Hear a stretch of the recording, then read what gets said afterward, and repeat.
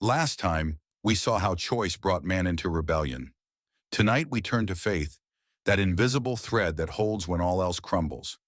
But what happens when faith collides with doubt, when pain questions promises, when logic demands proof? Around this table are those who walk these roads. Tonight they will answer for themselves, and later we will hear from a special guest appearance. First, a man who lost everything yet would not curse his maker, though he begged for answers. Job. Next, the shepherd boy who became king, who knew both the triumph of praise and the shame of failure. David. The prophet who called fire from heaven, yet trembled under threat. Elijah. The reluctant prophet who ran from mercy itself. Jonah. The disciple who demanded proof. Thomas. And finally, the fisherman who swore loyalty yet crumbled under pressure. Peter. Job, when you sat in the ashes, scraping sores, you still said, "Though he slay me, yet will I trust him." Was that faith, or was it despair dressed in piety?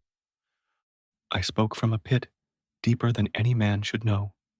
My children gone, my wealth stolen, my health shattered. I did not feel God's nearness. I felt his distance, yet I could not deny him. My faith was not triumph, but survival.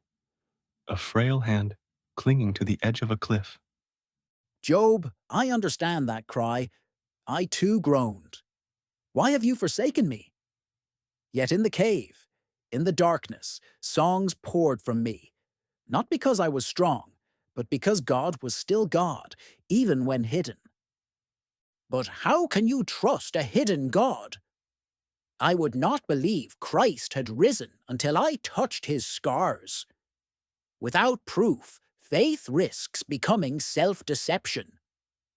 Thomas, you demanded proof before belief. Tell me, if God had never given it, would you still follow?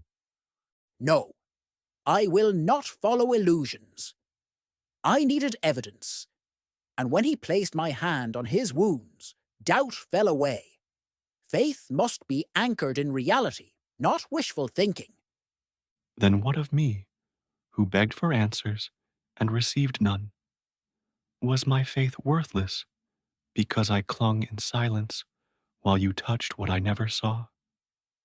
Thomas, I too demanded much, yet in the end I failed even worse. I denied him outright. But when his eyes met mine, I knew proof was not enough. Love held me, not logic. Faith is not always sight, brother.